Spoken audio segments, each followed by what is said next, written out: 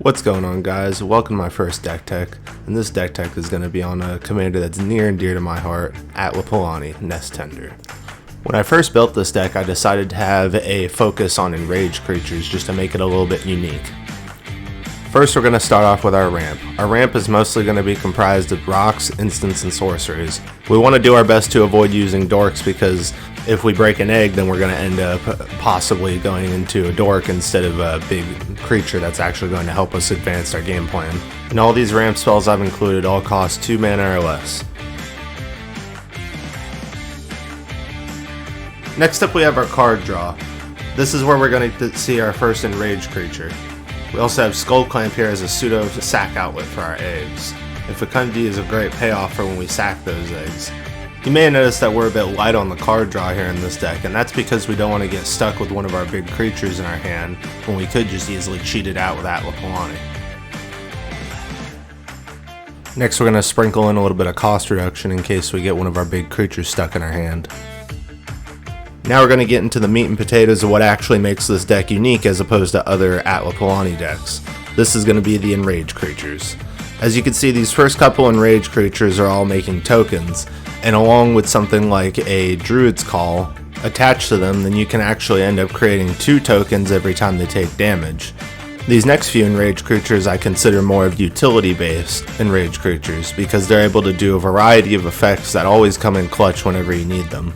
We got things like life gain, +1/+1 counters, even ramp, removal, creature fighting, which coupled with indestructible, Apex Altasaur can basically be a one-sided board wipe. Next up, we have our removal. You might notice that this deck is running pretty low on removal too, and that's because a lot of what you're going to be doing is you're going to be pinging the whole board. It's going to be very tough for a lot of smaller creatures to stick around, and all those 1/1 tokens that enemies make and things, forget about it. These double as our sack outlets too, and they triple as our enrage enablers for our enrage creatures. Now is a good time to talk about our protection spells.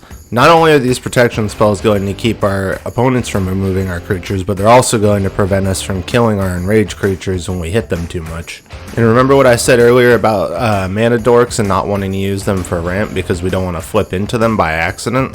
Well, with these protection spells, it's actually good to flip into them because then we'll have creature protection on board.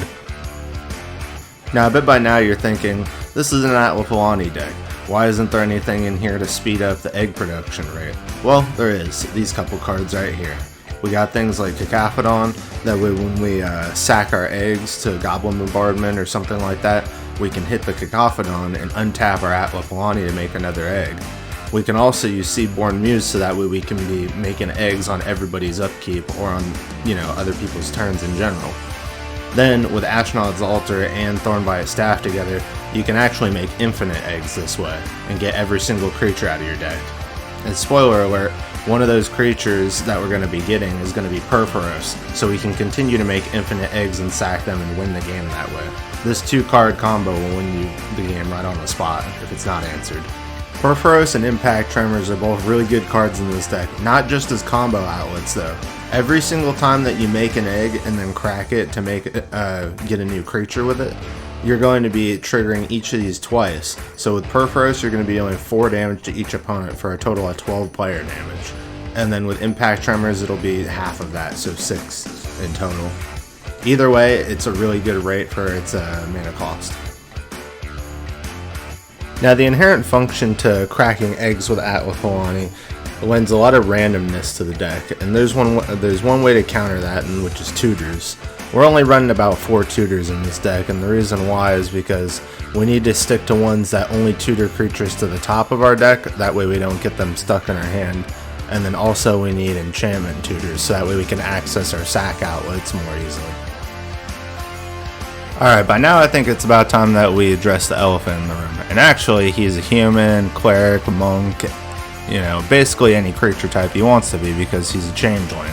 That's Mirror Entity.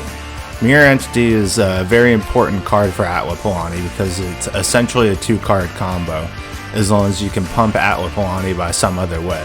If you give Atla Palani a +1/+1 counter, or if you have an Anthem that's buffing her, something like that, you can actually activate Mirror Entity for 0 as many times as you want, and you will continuously turn all of your creatures into eggs, and they'll immediately die and get you a whole nother set of creatures. This is really important because if you have something like an Eldrazi Titan, like Kozilek, then you can just keep cycling through your deck continuously. And as I mentioned earlier, we have a Purphoros in here. Once we get Purphoros, we'll just keep getting infinite ETBs and essentially just kill our opponents that way. It's a very, very lethal combo. Now, we went over all of our different card categories in this deck, but this one kind of doesn't really fit into just one. It fits into pretty much, most of them. We got, for Chandra Flamecaller, the best Planeswalker that we could possibly have for this deck. Her -X, we can deal X damage to each creature. So every turn, if we wanted to, we could -1 her, and then get rid of all of our eggs and enrage all of our creatures. That's awesome all on its own. On top of that, her 0 is discard all of your cards in your hand, then draw that many +1. So you basically get to wheel every single turn until you find the cards that you want. On top of that, her +1, you create 2 3/1 elemental creature tokens with haste and exile them at the beginning of your end step. But the awesome thing about this is that if you have something like Impact Tremors or Purphoros out, those enter, deal damage to your opponents right away. And then if you wanted to, you could sack them to Goblin Bombardment and enrage 2 creatures, or you could just swing out with them and potentially deal 6 damage to an opponent that way too. It's just an all-around amazing card for this deck, and it's exactly what we need. Now, there's a lot of ways that you can win with this deck through comboing out. A lot of them I actually discovered by accident after I had already made the deck. I was playing through, and I would end up assembling a win on board just through critical mass, and I would realize, hey wow, I actually just win. It's crazy, and here's some of those combos right now. So here's a few different ways to produce infinite ETBs. You're going to take any type of token generating Enrage creature, like the one shown on screen now. You're going to make them indestructible with one of the many means in our deck to do so.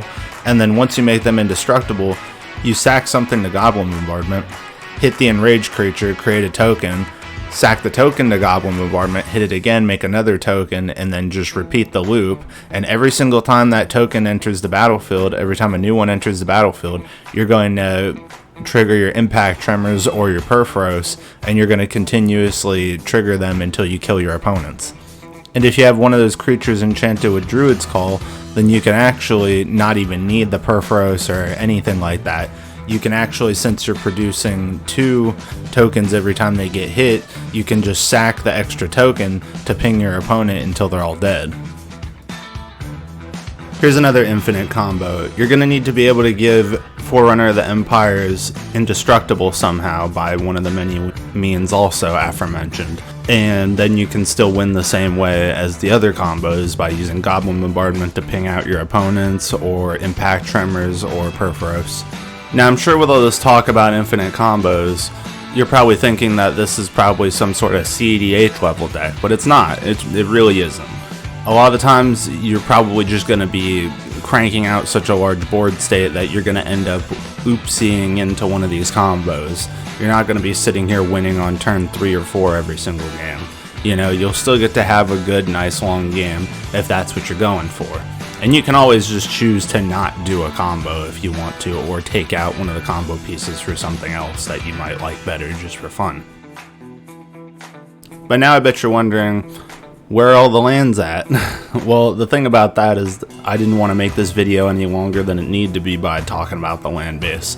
I have another video on that actually that you could go and watch after this and learn how to build a strong land base for pretty much any deck just using 2 colored lands. I really appreciate y'all sticking around to the end of the video.